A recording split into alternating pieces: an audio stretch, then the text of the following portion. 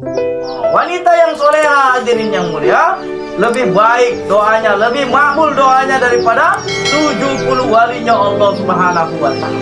Maka hadirin kan wajar dulu di zaman sahabat dengan masa yang singkat, 23 tahun aja periodenya. Maka 13 tahun Madinah, 10 tahun berubah, tersebar agama sampai ke ujung-ujung dunia. Kenapa hadirin yang mulia? Begitu banyaknya wanita-wanita soleha dahulu di zaman sahabiyah. Jaratin tunjikum min adabin alim.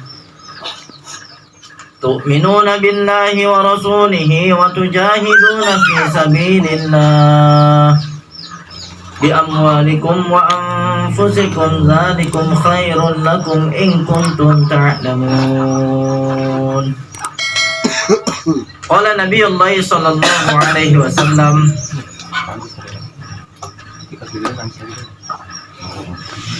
man tamassaka bi sunnati 'indal fasadi ummati falahu ajruhu mi'ati syahid. Qala aidan, man ra'a minkum munkaran falyughayyirhu bi yadihi fa illam yastati' fa bi lisani fa illam yastati' fa bi qalbihi wa zalika adhaful iman. Alhamdulillah hadirin Bapak Ibu yang dimuliakan Allah Ta'ala.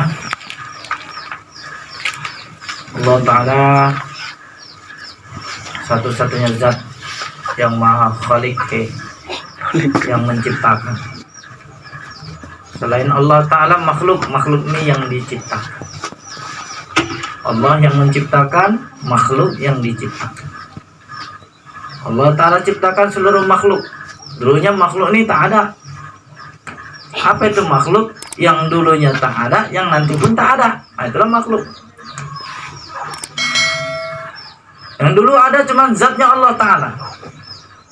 Selain daripada zatnya Allah Ta'ala, dulunya tak ada. Langit tak ada, bumi tak ada, lautan, gunung-gunung, hewan, tumbuhan, manusia, dulunya tak ada. Dan hari ini diadakan oleh Allah Subhanahu wa Ta'ala. Jadi adanya langit Bapak Ibu sekalian bukan karena sendirinya, tidak. Adanya langit itu karena diadakan oleh Allah. Adanya bumi karena diadakan Allah. Sekalipun manusia ini hadirin sekalian ada juga karena diadakan oleh Allah Subhanahu wa Ta'ala. Diciptakan Allah Ta'ala dengan kekuasaan Allah Subhanahu wa Ta'ala. Iza arada syai'an ayyakula lahukum fayakun, kata Allah. Apa yang Allah Ta'ala ingin jadikan kun, kata Allah jadi, fayakun, maka jadi. Begitu mudah Allah Ta'ala menciptakan setiap makhluk. Gak payah-payah, gak repot-repot, gak pening-pening.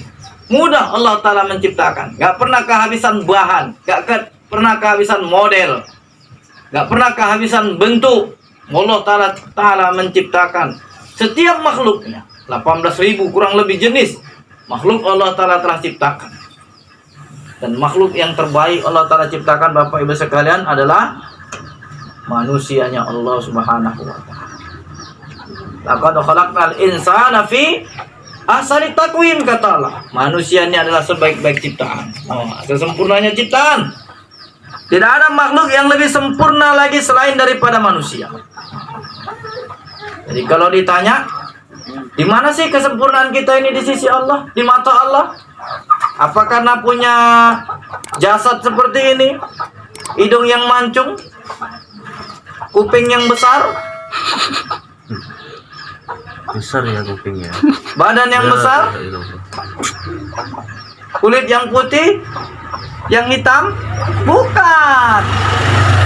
Jadi Bapak Ibu yang dimuliakan Allah Ta'ala, mulianya kita di sisi Allah, sempurnanya kita di sisi Allah Ta'ala hadirin sekalian, bukan karena jasad. Jangan kita salah paham seolah-olah karena wajah ganteng sempurna, wajahnya jelek nggak sempurna. Jadi sempurnanya kita di sisi Allah Bapak Ibu sekalian karena ketakwaan kita kepada Allah Subhanahu wa Ta'ala. Jadi karena takwa, Allah Ta'ala jadikan kita ini orang yang sempurna di sisi Allah Subhanahu wa Ta'ala.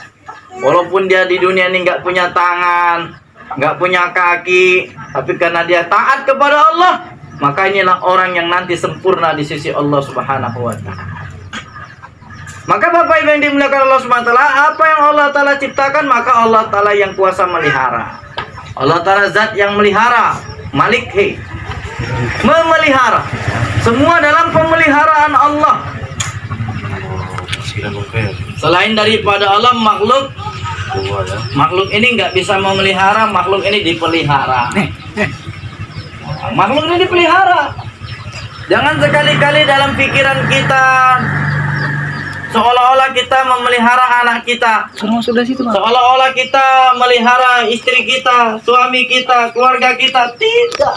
Allah Ta'ala yang ciptakan langit, maka Allah Ta'ala yang kuasa melihara langit. Selain Allah Ta'ala tak bisa pelihara langit. Allah Ta'ala ciptakan bumi, maka Allah Ta'ala yang kuasa melihara bumi. Allah Ta'ala ciptakan seluruh manusia, hadirin sekalian, maka Allah Ta'ala yang kuasa memelihara seluruh manusia. Berjalannya kita, duduknya kita, tidurnya kita dalam pemeliharaan Allah Subhanahu wa taala. Dipelihara Allah. Beginilah hebatnya Allah Ta'ala memelihara seluruh makhluk-makhluknya, hadirin. Dan Bapak Ibu yang dimuliakan Allah Ta'ala, Allah Subhanahu wa taala satu-satunya zat yang memberikan rezeki. Memberikan rezekinya Allah SWT. Mutlak rezeki datangnya dari Allah. Selain daripada Allah adalah yang diberikan rezeki. Yang ngasih rezeki Allah.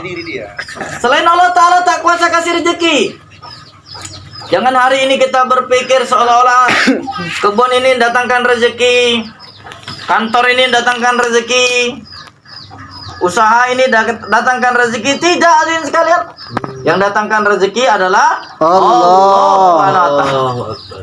Kantor mau datangkan rezeki, maka kantor mesti berhajat dulu dia kepada Allah. Perdagangan memberikan rezeki, maka perdagangan berhajat dulu kepada Allah. Berhajat kepada Allah. Tapi Allah Ta'ala memberikan rezeki kepada seluruh makhluknya, maka Allah Ta'ala nggak perlu berhajat kepada perdagangan, kantor, asbab-asbab, gak perlu Allah Ta'ala berhajat. Begitu mudah Allah Ta'ala memberikan rezeki kepada seluruh makhluk. Ada itu kalian. Kasih rezeki adalah Allah Subhanahu wa taala. Allah Ta'ala yang kasih rezeki. Rezeki anak ya sama anak, rezeki emak ya sama emak, rezeki istri ya sama istri, rezeki suami ya sama suami. Gak pernah salah kasih rezeki. Rezeki anak dimakan bapaknya itu nggak pernah. Gitu ya. Rezeki istri dimakan suaminya itu nggak pernah. Nggak akan pernah, hadirin sekalian. Rezeki suami ya dimakan sama suaminya, rezeki istri dimakan istrinya. Maka kalau orang dahulu dia katakan banyak anak banyak rezeki katanya. Betul. Makin banyak anaknya makin banyak rezekinya. Kenapa? Udah ditetapkan Allah rezekinya. Anaknya banyak. Masing-masing udah ditetapkan Allah. Sebagaimana Allah Ta'ala perintahkan, wahai Musa, kamu dakwakan ini agama kepada Fir'aun. Innahu tagha, dia udah kelampau batas. Maka hadirin sekalian, maka Musa ini pun manusia, punya istri, punya keluarga. Maka ketika diperintahkan berangkat, Nabi Musa ini tahu kalau berangkat bersama Fir'aun ini nggak mungkin 1 hari, nggak mungkin 2 hari, apalagi cuma 3 hari, nggak mungkin. Ini mau entah kapan baliknya ini. Maka terbesit dalam hati Nabi Musa, macam mana nanti dengan istriku? Istriku ini cemana? Makannya cemana?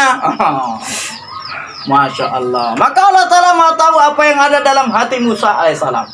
Maka Allah perintahkan, hei Musa, kau pukulkan batu itu yang ada di dekatmu itu. Maka ulama katakan, di dekat Nabi Musa itu ada batu yang besar. Dan Musa alaihissalam ini punya tongkat. Maka dipukul sama Nabi Musa batu yang besar tadi, ketepak. Batu tadi pun pecah. Begitu ditengok, batu yang pecah tadi, dalam batu tadi ada batu lagi. Dalam batu ada batu lagi. Maka Allah perintahkan, wahai Musa, pukul lagi. Dipukul lagi, ketepak. Pecah lagi. Maka hadirin yang melihat, tengok lagi, dalam batu tadi ada batu lagi. Pukul lagi kata Allah, dipukul lagi. Masya Allah. Maka hadirin sekalian, dalam batu. Maka Nabi Musa alaihissalam lihat satu ekor ulat sedang memakan dedaunan yang segar. Ulat makan daun yang segar. Dalam batu. Nggak ada pintunya, nggak ada jendelanya, nggak ada ventilasinya. Allah antar rezeki ini ulat, hadirin yang dimuliakan Allah. Masya Allah. Maka Allah katakan kepada Musa, wahai Musa, dalam batu, aku antar rezeki satu ekor ulat, wahai Musa. Masya Allah. Maka hadirin yang dimuliakan Allah Subhanahu wa taala, ini perkara rezeki, perkara yang pasti. Rezeki ini lebih pasti lagi daripada terbitnya di matahari di pagi hari. Pasti rezeki ini. Lebih dulu rezeki ini datang sempurna, baru malaikat maut datang sama kita. Tunaikan dulu malaikat pembawa rezeki tugasnya, baru malaikat maut tunaikan tugasnya. Benar ya Allah. Gak akan mati kata Allah. Satu makhluk yang melata selagi rezekinya masih ada di khazanahnya Allah Subhanahu wa taala. Gak mati. Kalau rezekinya masih ada. Kenapa kita masih hidup? Ya karena masih ada rezekinya. Bukan karena badan sehat, bukan karena banyak makanan. Banyak orang gara-gara banyak makanan mati. Sehat badannya mati. Gak kena COVID pun mati. Mati. Kenapa? Habis rezekinya, hadirin sekalian. Habis rezekinya, kalau udah habis rezekinya mati.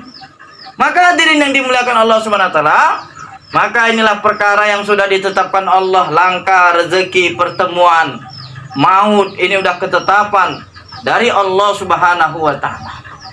Maka Bapak Ibu yang dimuliakan Allah Subhanahu wa taala, tapi satu perkara yang hari ini tak ada jaminan dari Allah, nggak ada ketetapan dari Allah, yaitu selamat daripada nerakanya Allah Subhanahu wa taala.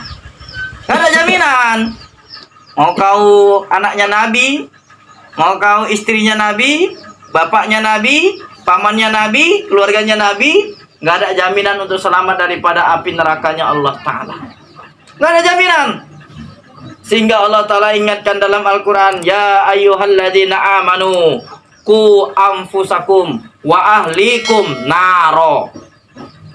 Hai orang-orang yang beriman, kata Allah, peliharalah, jagalah keluargamu, anakmu, istrimu. Dari mana? Dari api neraka.